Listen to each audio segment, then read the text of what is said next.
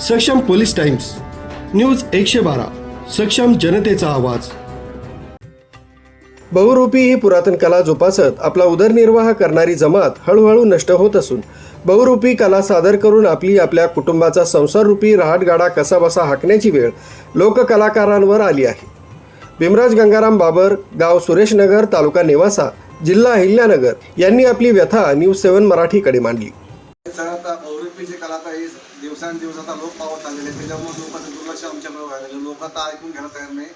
आताच्या जमान्यामध्ये भरपूर लोकांची सेवा झालेली, ऑनलाईन सगळं झालेलं आहे, त्याच्यामुळे आमच्याकडे बघण्याचा दृष्टिकोन जरा वेगळा झाला लोकांचा। कशी आता ही लोक कलाही पावत आली, पण तरी पण आमचं वय झालं 52 वर्षाचं, तरी पण आम्ही ही कला जिवंत ठेवली।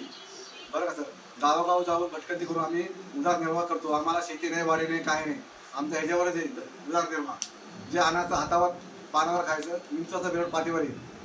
मला काहीच अपेक्षा नाही, मानधन होतं पण ते आमचं बंद झालं, कलावंताचं मानधन बंद झालं।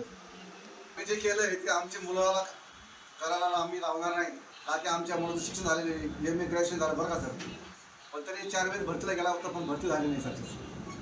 पोलीस भरतीत गेला होता, पण आमचं एक स्वप्न आहे, आम्ही डुप्लिकेट आहे पण त्याला ओरिजिनल बनवायचं आमचं एक स्वप्न आहे। पण त्या कुठल्याही शासनाचे आपल्याला आम्हाला मानधन काही नाही। न्यूज ब्युरो सक्षम पोलीस टाइम्स न्यूज 112 इगतपुरी।